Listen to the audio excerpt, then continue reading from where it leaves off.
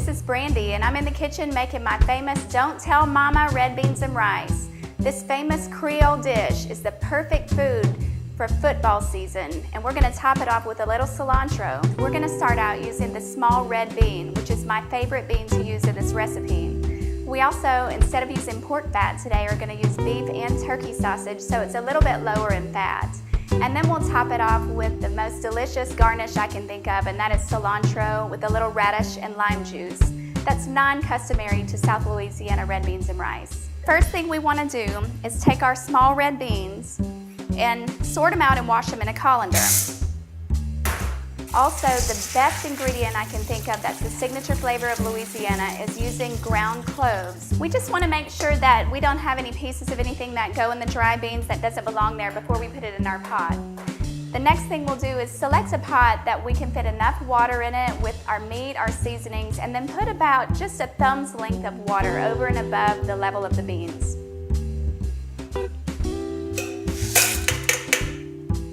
I'm just going to add about 4 bay leaves into my pot and turn it on medium-high heat.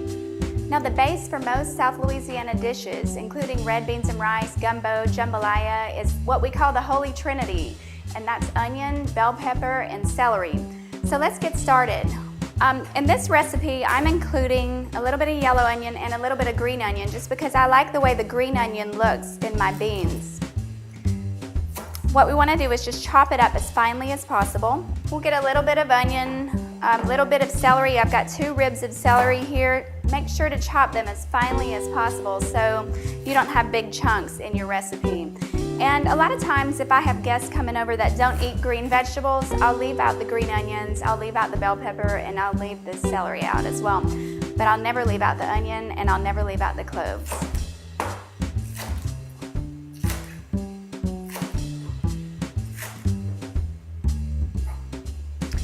The next thing that we're going to want to do after chopping up our Trinity seasoning is to take our sausage and dice that up pretty good. I like the increased surface area of cubing the sausage pretty finely.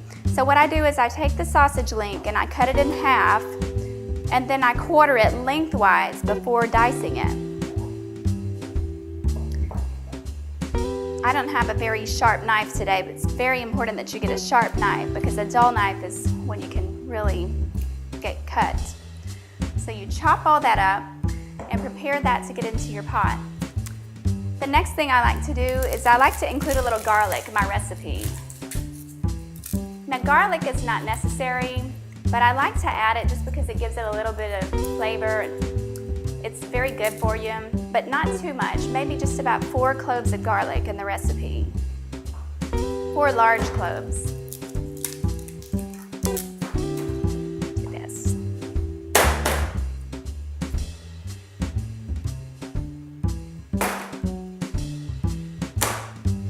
So after we chop these vegetables and our sausage up, what we're going to want to do is add it to our pot. We've now added our vegetables and our sausage into the pot. So what I want to do next is to go ahead and give it a little bit of extra seasoning by putting some salt in there. I like to use black and red pepper. Sometimes to me, if I'm using red pepper, it's a little bit too spicy for all of my guests. So I mix that up a little bit. And just to make sure I know exactly how much I'm putting, if I don't measure it out, what I'll do is I'll just pour some in the cap and I eyeball it. But it's going to be maybe about 1/8 teaspoon. You also want to make sure you wash your hands really good and don't get that anywhere on your fingertips. And now comes the best part of all, because again, we want to have cloves as our secret ingredient that gives it the signature spice. So I'm also going to pour some of that in my cap. I would say about 1/2 teaspoon, and then add that to my pot. And it's real funny because when I'm cooking this recipe, once I put the cloves in, everybody comes running from downstairs because that signature smell starts to permeate my household, and they know Mama's cooking. Well, now that our dish is ready, I'm just about ready to ladle it over a nice bowl of piping hot rice, just like my mom did. The only difference is that when we eat it on Saturdays, that's the day that we do our laundry, we watch football, not on Mondays like she traditionally did when we were growing up. So don't tell Mama that I use parboiled rice in this recipe. She would probably have a heart attack because every good South Louisiana girl uses Mahatma long grain rice with a little dash of vinegar. I'm ready to spoon some of the beans and sausage over my rice. It's my favorite dish. So this is Brandy, and I hope you enjoyed this great red beans and rice recipe as we prepare for a great football season. Don't forget to fan my page, The Soapbox, and send me all your feedback. And until then, don't tell Mama.